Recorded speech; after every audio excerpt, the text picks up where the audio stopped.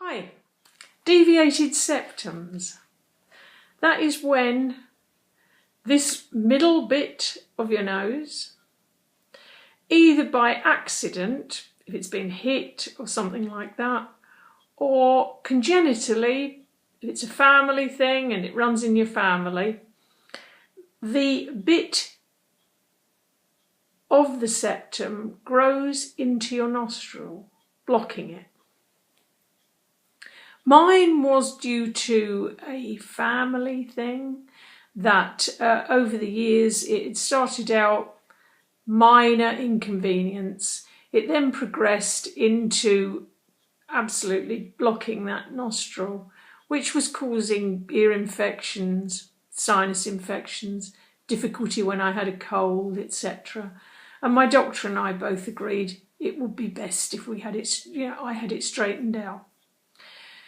So I attended an appointment at a well-known hospital and a reputable hospital, and I saw a registrar there.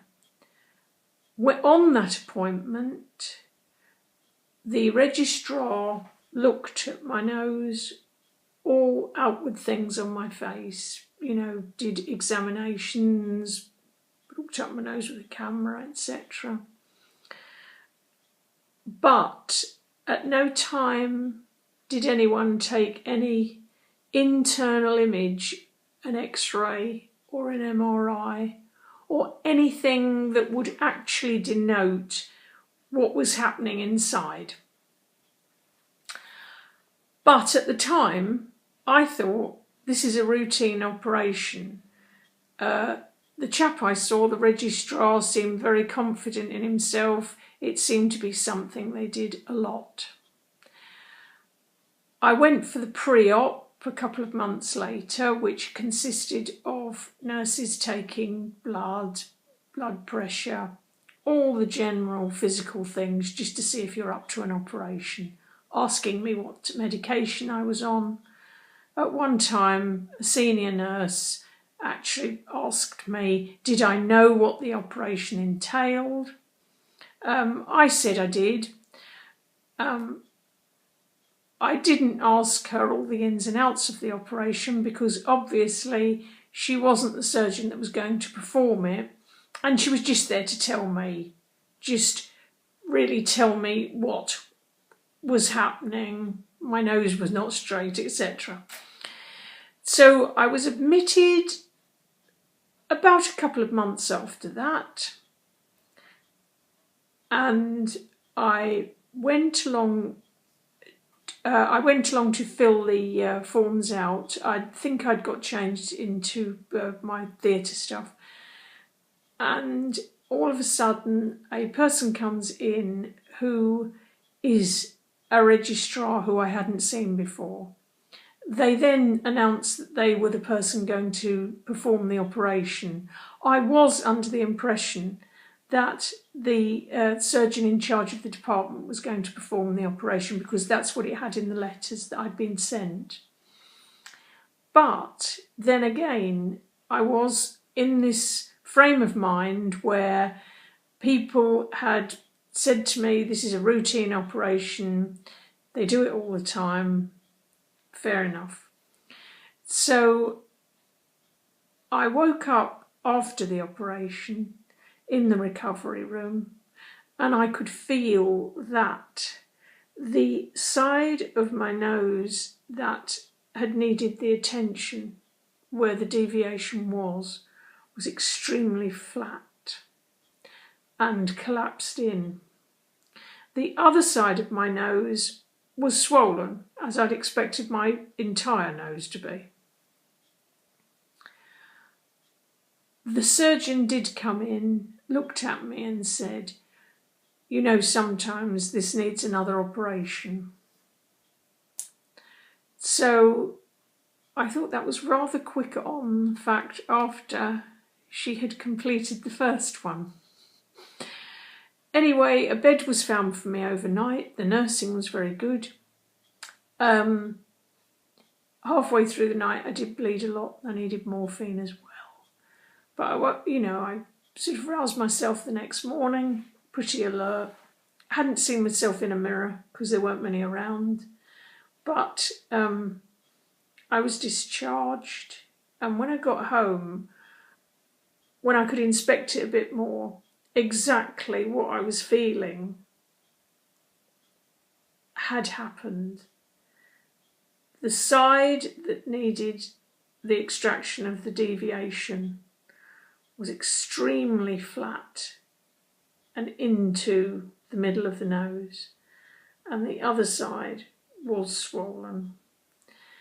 Now, I could see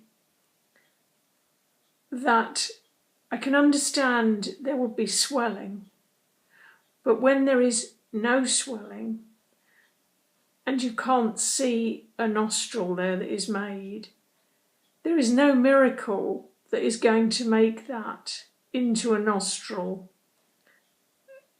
at all. It's just as it is. Any healing will make it worse, because if it is swollen, it will just contract and get worse.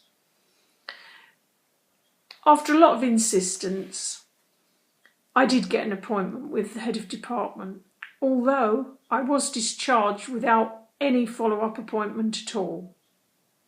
And I would advise anyone to absolutely insist, if they can't get that follow-up appointment when they're discharged, ring the department the next day and get the follow-up appointment, whatever's happened, because you need a checkup. Anyway, it has been agreed that I need a further operation. Everything that I went in for is actually worse now than it was before I had the operation. The septum no longer meets the philtrum here.